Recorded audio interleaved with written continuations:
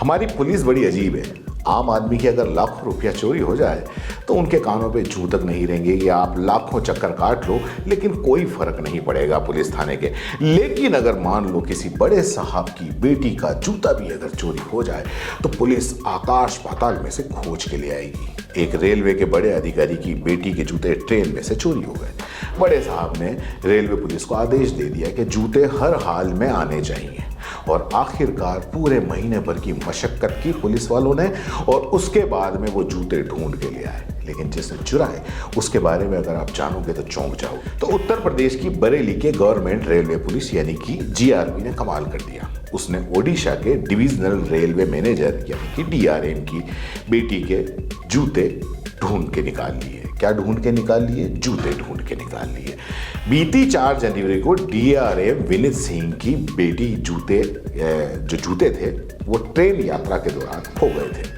अब आरोप ये लगाया जा रहा है कि बगल के अंदर कोई महिला बैठी थी और वो महिला उस अधिकारी के बेटी के जूते चुरा कर ले गई। इसके बाद में ओडिशा स्थित संबलपुर जीआरपी में घटना की रिपोर्ट दर्ज करवाई गई और बड़े साहब का आदेश आ गया कि बेटी के जूते हर हाल में चाहिए। खोया सामान किसी आम आदमी का अगर होता तो उसका मिलना किस्मत के भरोसे होता है, लेकिन यहां मामला रेलवे के सीनियर अधिकारी से जुड़ा था, इसलिए हर हाल में जूते तो ढूंढने थे। पुलिस ने दिन रात एक कर दिया। बकायदा 2 मंडल की रेलवे पुलिस लगाई गई।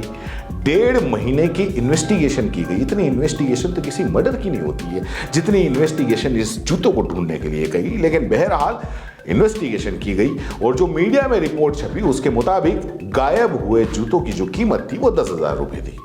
अब ये बात अलग है कि इसको ढूंढने के अंदर महीने भर के अंदर जितने पुलिस वाले लगे होंगे उन पुलिस वालों की अगर मान लो तनख्वाह मानी जाए तो वो लाखों में आ जाएगी। खैर उससे कोई पता नहीं, क्योंकि बड़े साहब की बेटी के जूते थे, ढूंढ के लाना बहुत जरूरी था। इन्हें पहनने वाली मानवी सिंह बीती 3 जनवरी को दिल्ली से लखनऊ की यात्रा कर रही थी।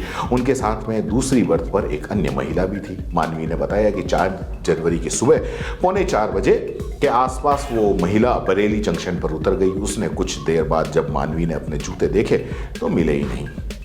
अब उन्हें उसी महिला पर शक हो गया कि ये महिला जो उतरी है यही जूते लेकर चली गई होगी। उसने सीधा अपने बड़े साहब जो पिता थे विनीत सिंह, उनको फटाक से फोन लगाया और फोन लगाते ही कह दिया कि पापा मेरे जूते चोरी हो गए और वो भी आपकी रेलवे से चोरी हो गए। पापा को गुस्सा आ गया। उन्होंने तुरंत संबलपुर ईस्ट कोस्ट रेलवे में जो ये इनके पापा डीआरएम के पद पे कार्यरत हैं, उन्होंने तुरंत संबलपुर के जीआरपी के जो रेलवे पुलिस थी उसको फोन करा और फोन करके बोल दिया कि एड़ी से चोटी तक का जोर लगा दो लेकिन जूते चाहिए। उन्होंने उस महिला को आखिरकार ढूंढ निकाला जो मानवी सिंह की बाजू वाली सीट पर रेल यात्रा कर रही थी। महिला के रेलवे टिकट से जो भी जानकारी मिली उसके जरिए पुलिस महिला तक 1 महीने के अंदर बहरहाल पहुंच गई। तब पता चला कि वो महिला क्योंकि सेकंड क्लास के अंदर सफ़र कर रही थी तो कोई छोटी मोटी तो होगी नहीं, वो महिला भी डॉक्टर थी और मूल रूप से ओडिशा की रहने वाली है और बरेली में चिकित्सा सेवाएं देती है।